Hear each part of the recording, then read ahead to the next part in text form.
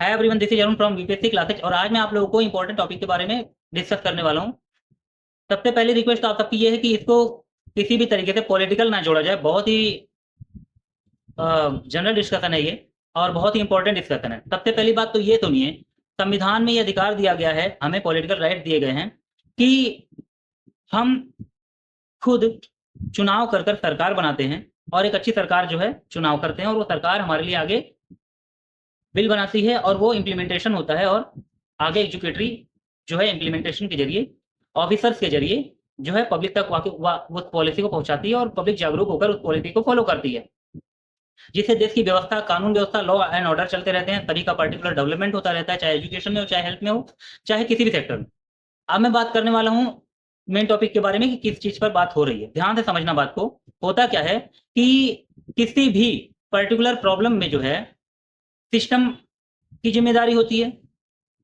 System से ऊपर जो है एग्जीक्यूटिव की जिम्मेदारी होती है, जिसमें पर्टिकुलर मिनिस्टर जिस भी विभाग की प्रॉब्लम होती है, वो जो भी समस्या होती है उसका मिनिस्टर और उस विभाग के अधिकारी जिम्मेदार हो पूरी तरीके से, और उसके ऊपर उस राज्य सरकार की जिम्मेदारी होती है।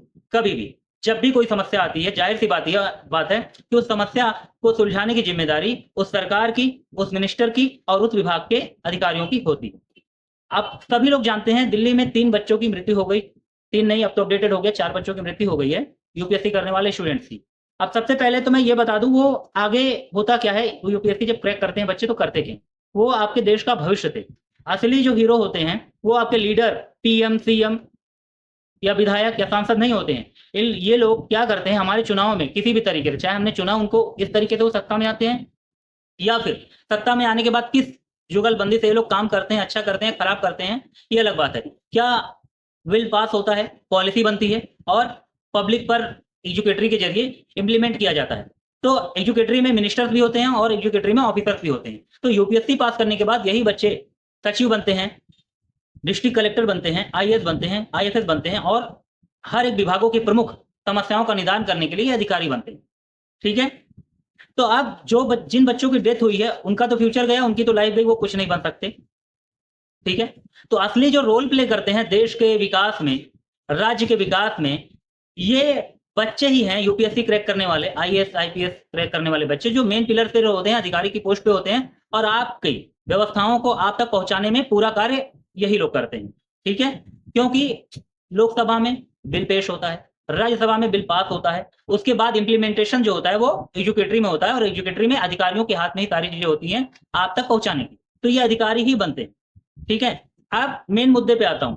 बीते दिनों में दिल्ली में राजू आईएएस कोचिंग सेंटर में बेसमेंट में पानी भरा और उन बच्चों को जो है नुकसान उठाना पड़ा, वो पूरी तरीके से खत्म हो गए। बच्चों की मृत्यु हो गई डूबकर, नाले के पानी से आया, सीवर के पानी से आया। गवर्नमेंट और प्रशासन अब लीपापोती करने में लगा हुआ है कि कार वाला गया, ब्लैक कार वाला गया और उसके जाने से जो है पानी गया बेसमेंट में ज्यादा। सब ठीक है, आप लोगों ने क्या क्या किया वो अलग की बात है।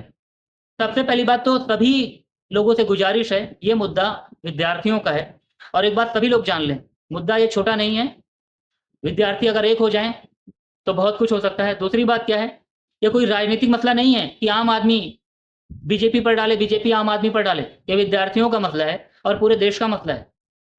दूसरी बात क्या है, इससे दिल्ली सरकार की पोल खुल गई कि हर बार ये कोई भी परेशानी होती है तो सामने वाली गवर्नमेंट पर दोष देते हैं। आपको याद होगा पिछली बार जब यमुना का जलस्तर बढ़ा, यमुना के आसपास के पूरे एरिया में पानी भर गया, दुकानों में, घरों में सब कुछ पानी भर गया, तो उन्होंने किया कुछ नहीं उसको संभालने के लिए।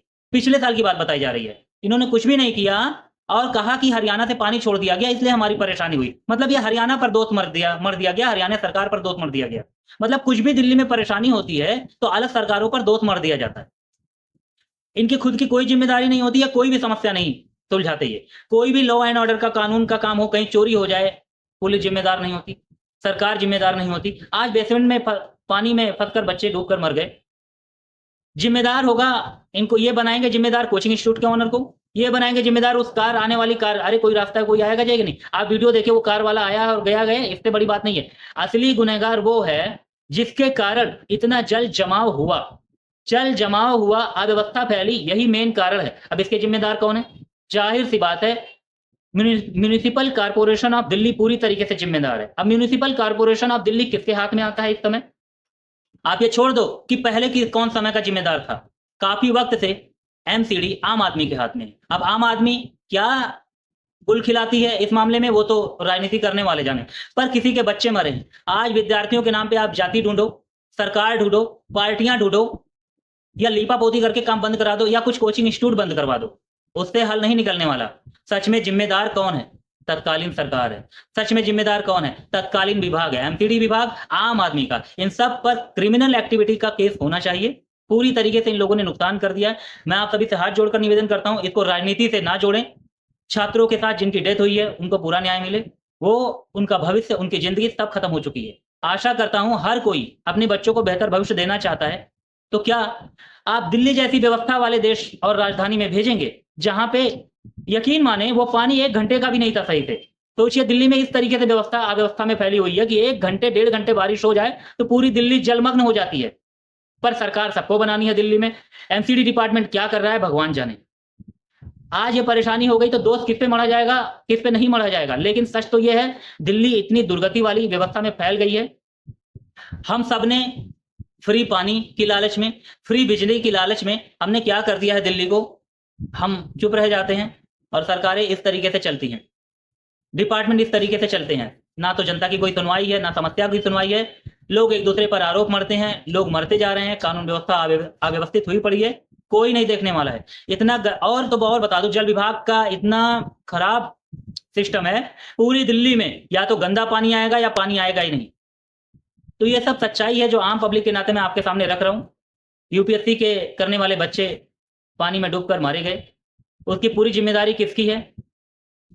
मैं न्यायपालिका से ये गुजारिश कर रहा हूं कि ये एक अच्छी जांच कमेटी बिठाई जाए और सच में जो गुनहगार हैं, राजनीति करने वाले नेता, जिम्मेदार मंत्री, जिम्मेदार अधिकारी, वो सब कड़ी से कड़ी सजा हो, बेहतर सजा हो, जो कभी भी आगे सर चल के कोई सरकार लीपापोती ना कर पाए, किसी पर दोष ना मर पाए, और हर एक सरकार अपनी जिम्मेदारियों से काम करे, हर एक डिपार्टमेंट अपनी जिम्मेदारियों से काम करे, जिससे आने वाले भविष्य के हमारे बच्चे जो देश के भविष्य हैं वो सुरक्षा और गारंटी में पढ़ाई कर सकें।